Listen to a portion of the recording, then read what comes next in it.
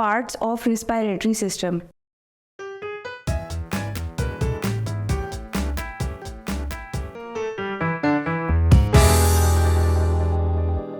I welcome you all on the platform of digital academics provided by Moonlight International Publishers.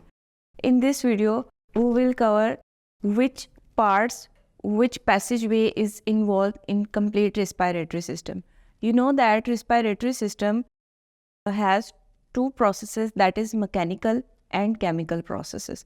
अगर आप या recall करें तो mechanical process में एयर पैसेजवे से लेरिंग्स के बाद ट्रेकिया, ट्रेकिया के बाद लंग्स और लंग्स के बाद एल्वुलर सैक्स, यहाँ तक जितना भी प्रोसेस होता है वो मैकेनिकल प्रोसेस होता है. इसके बाद केमिकल प्रोसेस स्टार्ट होता है.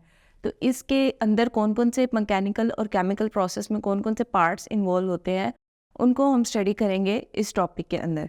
सबसे पहले हम देखते हैं कि जो रिस्पायरेटरी सिस्टम है वो स्टार्ट कहाँ से होता है. रिस्पायरेटरी सिस्टम के फर्स्ट पार्ट का नाम है नेज़ल कैविटी.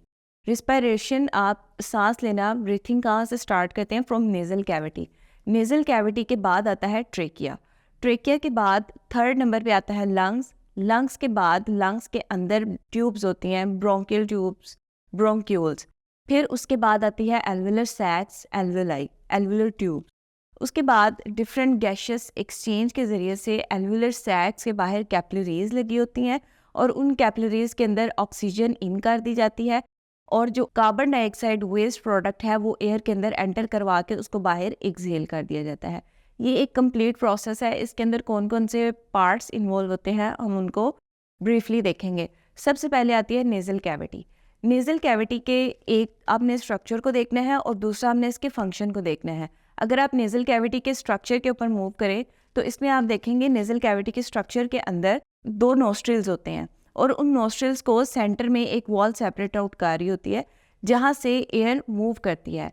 इसके स्ट्रक्चर के अंदर दो चीज़ें हैं, एक म्यूकस और दूसरा एयर सेल्स. म्यूकस जो है वो एयर पार्टिकल्स को, जो भी हवा इनहेल करेंगे आप, उसको सबसे पहले मॉइस्चन करती है, उसको वार्म करती है.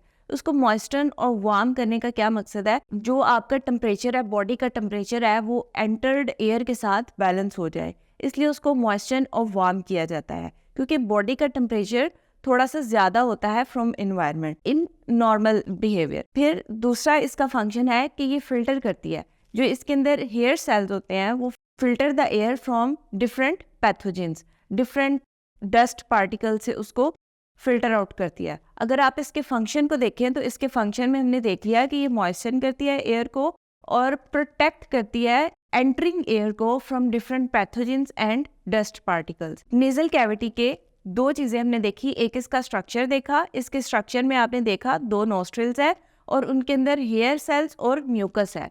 फिर इसके फंक्शन को देखा तो इसका फंक्शन क्या है कि ये मॉइस्चन करता है एयर को, ये जो म्यूकस सेल्स है, और उसको टेम्परेचर को बैलेंस करता है. और हेयर सेल्स का क्या काम है कि वो फिल्टर आउट करते हैं डस्ट पार्टिकल्स को. इसके बाद हम अपने नेक्स्ट पार्ट की तरफ चलते हैं, that is trachea. Nasal cavity से आगे का पार्ट ट्रेकिया है. Trachea is like a wind pipe. ये एक सांस की नाली है, is like a tube shaped structure. इसके अंदर आप इसके स्ट्रक्चर को देखेंगे. इसके स्ट्रक्चर में आपको कार्टिलेज के रिंग्स, नो बोन, बोनी नहीं, बोनी पार्ट नहीं है, मस्कुलर पार्ट भी नहीं है, कार्टिलेज शेप की. कार्टिलेज एक बॉडी के अंदर एक डिफरेंट तरह का सॉफ्ट बोन होती है, not a hard bone, soft bone is cartilage. तो कार्टिलेज की इसके अंदर रिंग्स होती हैं. उन रिंग्स का क्या मकसद है? ट्रेकिया की वॉल्स हैं उनको कोलैप्स होने से बचाती है. तो ट्रेकिया के स्ट्रक्चर के अंदर आपने देखा कि इसके अंदर रिंग्स होती हैं फॉर्म्ड बाय कार्टिलेज. उनका मकसद क्या होता है कि ट्रेकिया जो सांस की नाली है, विंड पाइप है, वो आपस में इस तरह कोलैप्स ना करे. जब उसके अंदर से एयर निकल जाए तो वो कोलैप्स ना करे. उसकी कोलैप्स को बचाने के लिए, उसके आपस में टकराने को बचाने के लिए रिंग्ड स्ट्रक्चर्स होते हैं जो कि कार्टिलेज मटेरियल के होते हैं. Cartilage is a soft bone. फिर आप देखेंगे कि इसका फंक्शन क्या होता है. ये पैसेज वे प्रोवाइड करता है ओरल कैविटी या नेज़ल कैविटी से जो एयर एंटर हो रही है लंग्स के अंदर, उसको ये पैसेज प्रोवाइड करता है. कार्टिलेज के बाद हम देखते हैं नेक्स्ट स्ट्रक्चर हमारा, that is lungs. Lungs are the main organ of respiratory system. Lungs आप देखेंगे कि दो लंग्स होते हैं, एक राइट साइड पे होता है और एक लेफ्ट साइड पे होता है. लंग्स के अंदर लोब्स होते हैं. Lobes are the small differentiations in one part of the lung and second part of the lung. Lung दो parts में होता है. अगर आप देखिए ट्रेकिया जो है वो दो ट्यूब्स के अंदर डिवाइड हो जाती है.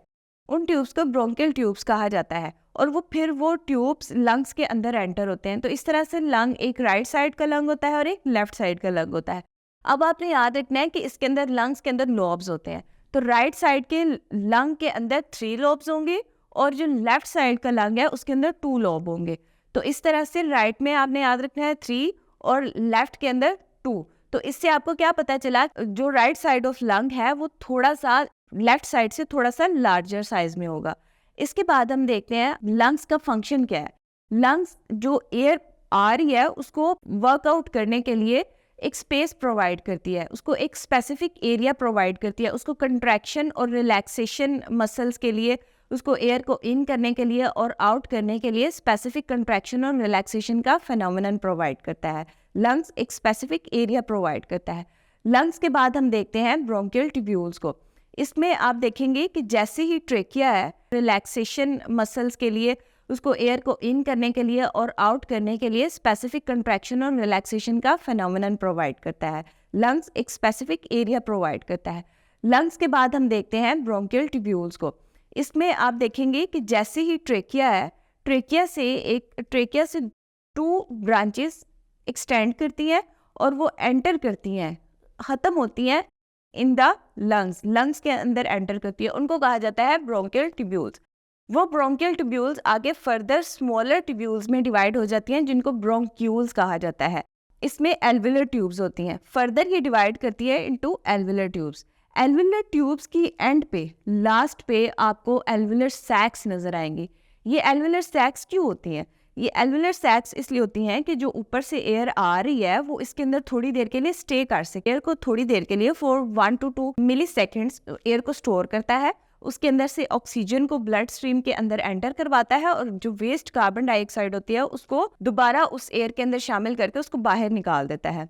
इन स्मॉलर सैक्स की जो वॉल्स हैं वो थिन होती हैं, इलास्टिक होती हैं ताकि ये इजीली मूवेबल हो सके.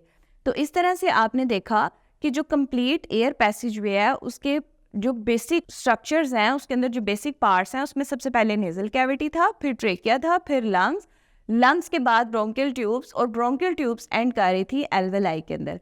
अब एक इम्पॉर्टेंट पार्ट इसका रह गया है. एल्वेलाई के अराउंड कैपिलरीज होती हैं जहाँ पे गैशियस एक्सचेंज होता है.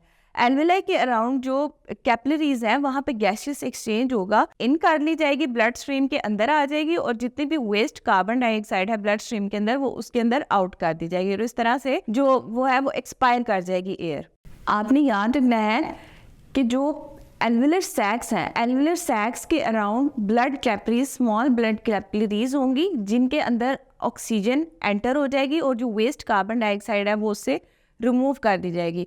और जो दोबारा एंटरिंग द प्रोसेस था, एल्वेलाई से वो ऊपर ब्रांचेस में जाएंगी, ब्रांचेस से वो लंग्स में जाएंगी, लंग्स से ट्रेकिया में और ट्रेकिया से out of the nasal cavity. तो इस तरह से हमने अपने कंप्लीट पार्ट्स को जो रिस्पायरेटरी सिस्टम बनाते हैं स्टडी किया. नेक्स्ट हम मैकेनिज्म ऑफ ब्रीथिंग देखेंगे. अल्लाह हाफिज़.